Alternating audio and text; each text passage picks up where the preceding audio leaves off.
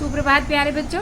जैसा कि हमने पिछली वीडियो में एक गद्य किया था इसका, उससे अगला गद्य क्या है कि उसमें जो है ये बताया गया है कि समता का औचित्य क्या यहीं समाप्त हो जाता है, कि समता का औचित्य यहाँ समाप्त नहीं होता है। इसका एक और भी आधार है कि वह क्या है कि सबकी अलग अलग आवश्यकताओं क्षमताओं के आधार पर वांछित अलग अलग व्यवहार वो कर सके, यानी मनुष्य जो है वो कर सके।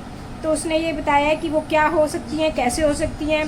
कहते हैं जैसे कि किसी भी प्रकार की आवश्यकता और क्षमताओं के आधार पर भिन्न व्यवहार करना कितना आवश्यक और औचित्यपूर्ण क्यों ना हो, मानवता की दृष्टि से समाज को दो वर्गों श्रेणियों में नहीं बांटा जा सकता। दो वर्ग और दो श्रेणियाँ कैसे, एक उच्च और एक नीच, यानी कि उच्च वर्ग और निम्न वर्ग। तो इसमें हम बांट नहीं सकते।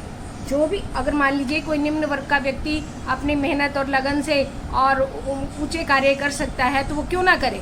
उसे लोकतंत्र है देश में और लोकतंत्र के आधार पर वो हर काम करने के लिए सक्षम है, वो कर सकता है।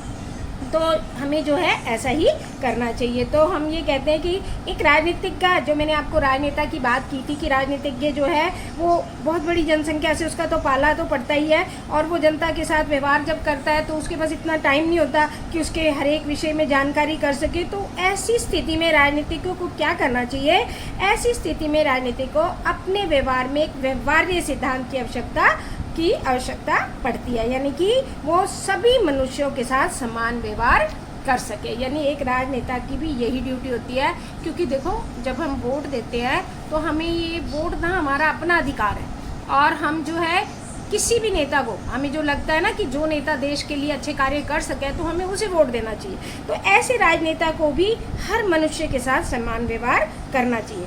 राजनीतिज्ञ जो भी होता है वो यह व्यवहार इसलिए नहीं करता क्योंकि सब लोग समान है, इसलिए वो वर्गीकरण और श्रेणीकरण तो संभव हो ही नहीं सकता, इसलिए ना तो वो उस वर्ग को बांधता है। देखो चाहे निम्न वर्ग हो और चाहे उच्च वर्ग हो, हर एक को अधिकार है अपना, तो इसलिए वो ये नहीं कर सकता है। उसने ये बताया है कि समता जो है, समानता जो है वो काल्पनिक जगत की वस्तु है, यानी कि एक जो समता की व्यवहार जो हम करते हैं हम कल्पना के आधार पर कर सकते हैं, हम अपनी मर्जी से। देखो आप बस में बैठे, मैं आपको एक उदाहरण देती हूँ। मान लो दो व्यक्ति बैठे हैं और उनमें से एक निम्न वर्ग का है और एक उच्च वर्ग का है, और हमें कैसे पता चलेगा, क्योंकि दोनों ने सेम कपड़े पहने हैं, सब कुछ सेम है, शक्ल सूरत सेम है, लेकिन जो व्यवहार है व्यक्ति का उससे ही पता चल जाता है उसका रहन सहन और उसके रहन सहन में कितना अंतर हो जाता है। तो ये काल्पनिक जगत की वस्तु इसे मान लिया गया है। फिर भी एक राजनेता को क्या करना चाहिए, इन सभी परिस्थितियों को दृष्टि में रखते हुए उसके लिए यही मार्ग भी रहता है कि वो जो है व्यवहारिक रहे, वो उनके साथ सबके साथ सेम व्यवहार करे, सभी के साथ एक जैसा व्यवहार होना चाहिए, उन्हें दुखी नहीं करना चाहिए, और यही व्यवहार ही उसकी एकमात्र कसौटी बन जाता है। यानी समता का जो व्यवहार है वही उसकी एकमात्र कसौटी बन जाता है। उसे जो है क्या करना चाहिए, जैसे वो अपनी आवश्यकता और क्षमताओं के आधार पर अलग अलग व्यवहार संभव तो हो ही नहीं सकता, तो इसलिए वो मानवता की दृष्टिकोण से समाज को दो वर्गों में नहीं बांटा जा सकता, तो वो मानवता के आधार पर सभी काम कर सकता है, यानी कि सबके साथ एक जैसा व्यवहार कर सकता है। क्योंकि जातिवाद के जो पोषक होते हैं वो नहीं चाहते हैं, लेकिन हमें ऐसा नहीं करना चाहिए। तो इसमें ये आपका ये लेसन जो है यहाँ ख़त्म हो गया है। इसका इस दूसरे पकड़ का जो ये पहला क्वेश्चन है वो ये क्या है कि एक राजनीतिज्ञ का किससे पाला पड़ता है, यानी एक राजनीतिज्ञ जो है किस से मिलता है। तो एक राजनीतिज्ञ का समाज की बहुत बड़ी जनसंख्या से पाला पड़ता है, वो बहुत बड़ी जनसंख्या से मिलता जुलता रहता है। अगला है, एक राजनीतिज्ञ जनता के प्रत्येक व्यक्ति से अलग अलग व्यवहार क्यों नहीं कर सकता। क्यों इसलिए नहीं कर सकता क्योंकि राजनीतिज्ञ के पास ना तो इतना ज़्यादा समय होता है और ना ही उसे प्रत्येक व्यक्ति की जानकारी होती है, यानी कि वो प्रत्येक व्यक्ति को अच्छी तरह से नहीं जानता है। वो कैसे जाने कि कौन कितने उसमें।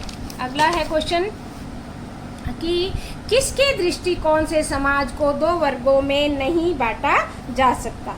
तो मानवता की दृष्टि से हम समाज को दो वर्गों में नहीं बांट सकते हैं। अगला है, समता एक राजनीतिज्ञ के लिए क्या है। समता जो है समानता का एक उत्तम साधन है राजनीतिज्ञ के लिए, क्योंकि यही उसके उत्तम व्यवहार की एकमात्र कसौटी है। यानी कि वह उत्तम व्यवहार सबके साथ करता है, यही उसकी एकमात्र कसौटी मानी जाती है। अगला है समता क्या है। अभी मैंने आपको बताया था कि समता एक काल्पनिक जगत की वस्तु है, यानी एक कल्पना है। तो हमें जो है अपनी कार्यकुशलता के आधार पर सब काम करने चाहिए, यानी लोकतंत्र की जो शासन पद्धति है उसी के अनुसार होना चाहिए। हर एक के समाज के सम्मिलित अनुभवों का आदान प्रदान करना चाहिए, ताकि हम अच्छी तरह समाज में विकसित हो सकें। यही बाबा साहब की भी इच्छा थी। ये आपका पाठ जो है यहाँ ख़त्म हो गया। आपका लगभग आरोह के दोनों खंड ख़त्म हो गए हैं, काव्य खंड भी और गद्य खंड भी। अब हम पहले इसका याद करने का काम करेंगे और फिर वितान के लेसन शुरू करेंगे। ठीक है, धन्यवाद।